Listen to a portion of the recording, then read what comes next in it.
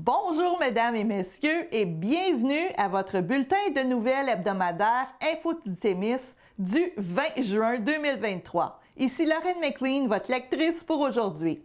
Alors, cette semaine à Info Témis, nous avons une course pour les enfants des pensionnats dans la Première Nation de Témiscamingue, la réalité des enjeux vécus des aînés de la région, la ville de Ville-Marie procède à la réouverture officielle du parc des clubs et plusieurs autres nouvelles. La Première Nation de Témiscamingue, située tout près de Notre-Dame-du-Nord, a tenu le 17 juin dernier sa troisième édition de la course annuelle Every Child Matters. Donna McBride, membre de la Première Nation de Témiscamingue, mentionne que c'est un moment pour s'assurer que l'histoire des survivants des pensionnats ne soit pas oubliée et aussi honorer les enfants qui n'ont jamais pu rentrer à la maison.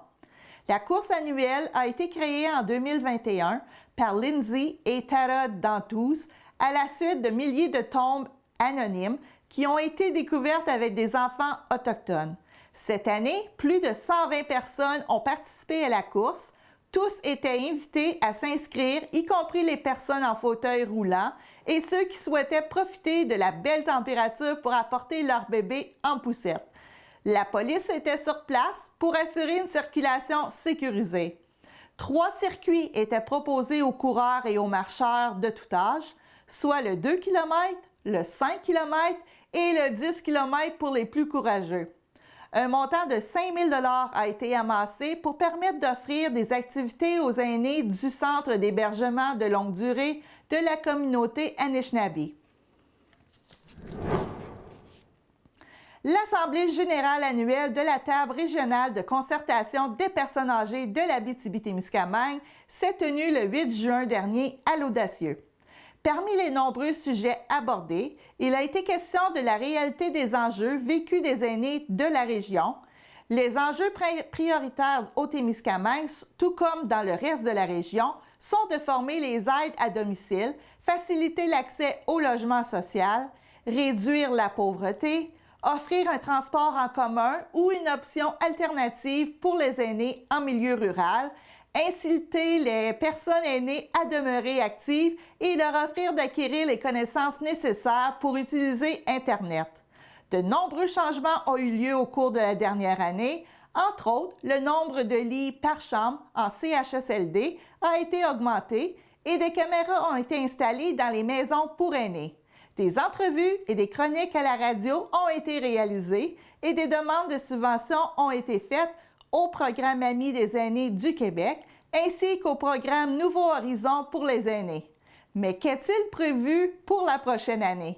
Eh bien, la table de concertation prévoit rencontrer le CISAT afin de documenter l'accès aux soins et aux services de santé dans la région, plus particulièrement les soins offerts à domicile dans les quartiers ruraux et par l'entremise de la ligne InfoSanté.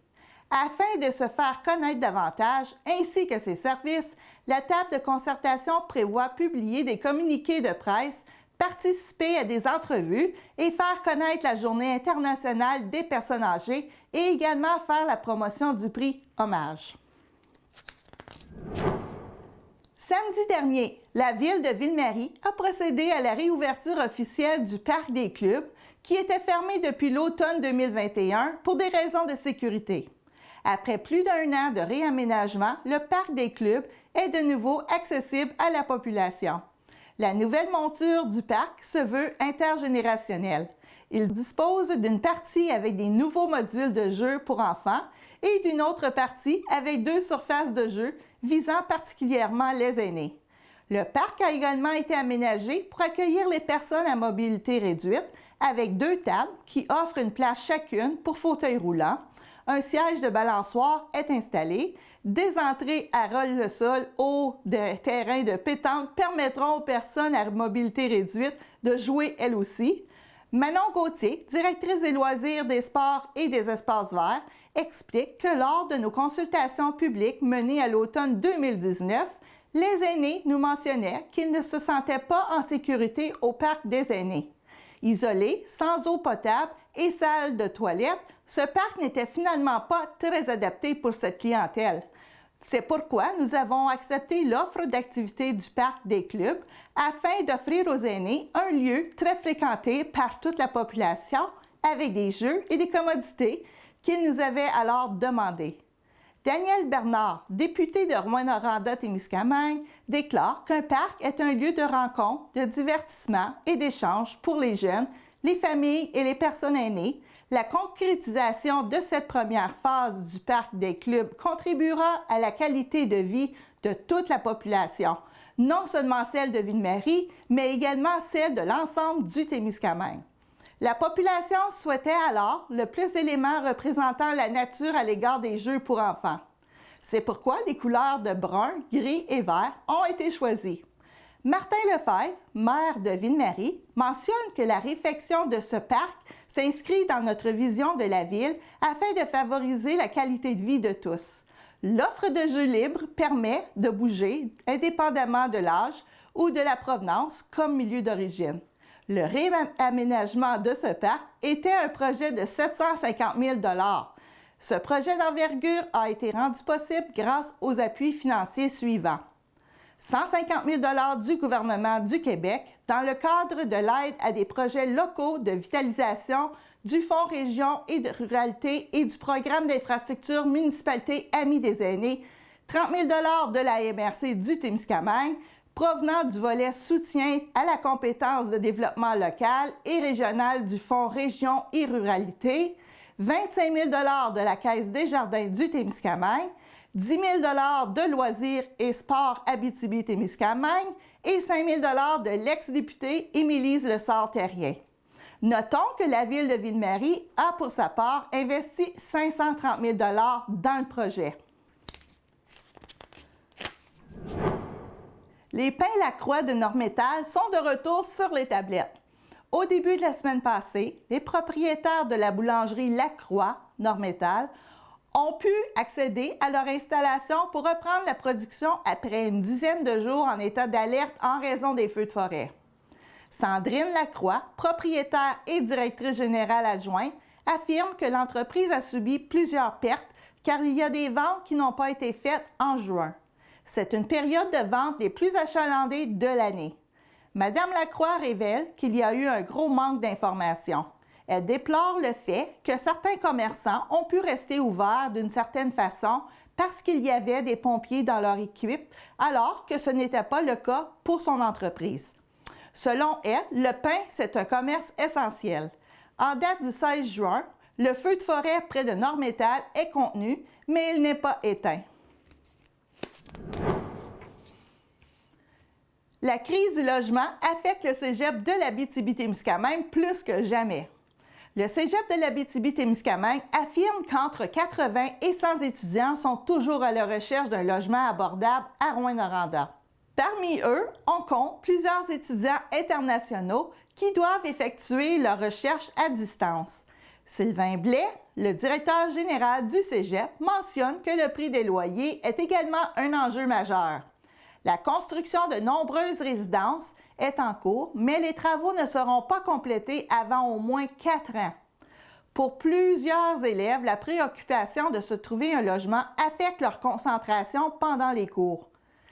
Le directeur général du cégep de l'Abitibi-Témiscamingue reste tout de même optimiste de pouvoir trouver des logements à ses étudiants avant le début des cours au mois d'août. La SOPFEU prévient que c'est une semaine critique au niveau des feux de forêt. La hausse des températures et le manque de précipitations pourraient donner du fil à retordre aux pompiers et aggraver la situation des feux de forêt en Abitibi-Témiscamingue et dans le nord du Québec. Le temps sec pourrait également entraîner de nouvelles évacuations dans la région. Le manque de précipitations et des températures élevées entraîneront un danger d'incendie extrême. Josée Poitras, agente à la prévention et aux communications de la SOPFEU, précise qu'il n'y a pas de pluie annoncée prochainement dans l'ensemble du nord du Québec, de l'Abitibi-Témiscamingue, à Chibougamau, au Saguenay-Lac-Saint-Jean et même sur la Côte-Nord.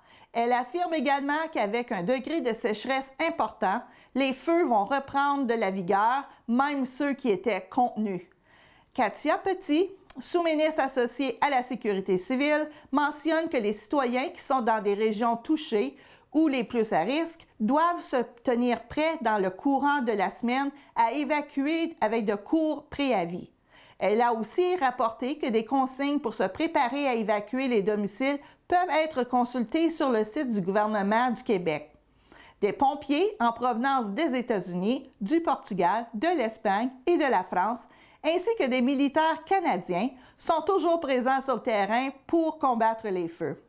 L'interdiction de faire des feux à ciel ouvert demeure en vigueur dans la région. Une nouvelle interdiction d'accès en forêt est entrée en vigueur lundi midi. Le ministère des Ressources naturelles et des Forêts a pris la décision de limiter à nouveau l'accès en forêt sur les terres du domaine de l'État. Les chemins forestiers seront également fermés à la population dans plusieurs secteurs de la province. La collaboration de tous est encore une fois de mise. Des bestioles qui soulèvent dégoût et inquiétude. La livrée des forêts communément appelée la chenille suscite non seulement le dégoût, mais aussi certaines inquiétudes en Abitibi-Témiscamingue. Cette année, elle semble plus présente dans les MRC d'Abitibi, secteur d'Amos, et d'Abitibi-Ouest, soit entre Rouyn-Noranda et La Sarre. C'est la région du Québec la plus touchée par cette infestation. Cet insecte s'attaque principalement aux peupliers faux-trembles et à l'érable à sucre. M. Pierre Terrien, entomologiste au ministère des Ressources naturelles et des Forêts, indique que ces infestations périodiques durent normalement de 3 à 5 ans. Il précise qu'il est normal de voir cet insecte à cette période-ci de l'année. M. Terrien mentionne également la difficulté à déterminer exactement pourquoi des épidémies ont lieu à tel ou tel endroit. Ce dernier précise que les cycles de livrée des forêts sont souvent déterminés par les effets de la température et des ennemis naturels de l'insecte. Le spécialiste souligne aussi que la livrée des forêts peut être bénéfique à la nature. Elle a tendance à assainir les peuplements, à éliminer les arbres les plus faibles, ce qui fait en sorte que c'est très favorable pour les peuplements de peupliers faux-trembles sur une longue période et ça démontre également la résilience des forêts. M. Christian Bellil, du ministère des Ressources naturelles et des Forêts, confirme que l'épidémie de chenilles tirerait à sa fin pour cette année. La chenille a un seul cycle par année. D'ici quelques semaines, ces chenilles se transformeront en papillons. La moins bonne nouvelle, c'est que l'an prochain, on devrait revivre une autre épidémie de chenilles. Cependant, il est difficile de prévoir les endroits qui seront touchés car les chenilles se déplacent un peu. Comme on parle de 3 à 5 ans, on peut prévoir en avoir encore pour quelques années. Alors, voilà, c'est ainsi que se termine notre bulletin de nouvelles pour cette semaine. J'espère que ça vous a plu. TV Témis est toujours à la recherche d'un journaliste pour un poste à temps plein pour compléter son équipe à l'automne. Si vous croyez avoir les compétences pour ce poste, n'hésitez pas à nous faire parvenir votre CV à direction@temis.tv. Pour plus d'informations, contactez-nous au 819-723-2814. À compter de lundi prochain, TV Témis accueillera ses 3 employés pour la saison estivale. Vous allez sans doute les croiser lors des différents événements cet été. Il s'agit de Timmy Cardinal-Laliberté en tant que caméraman monteur, William Maillé en tant que journaliste et Audrey-Anne Godette en tant que secrétaire administrative. TV Témis est fier de vous compter parmi nous et vous souhaite la bienvenue dans notre belle équipe. N'oubliez pas de rester des nôtres après l'Info Témis d'aujourd'hui pour visionner à nouveau la remise des prix d'excellence en art et culture de l'Abitibi-Témiscamingue. Ici Lorraine McLean qui vous remercie d'avoir été là. J'aimerais profiter de l'occasion pour souhaiter une bonne semaine d'examen aux étudiants de la région. À la semaine prochaine, au revoir.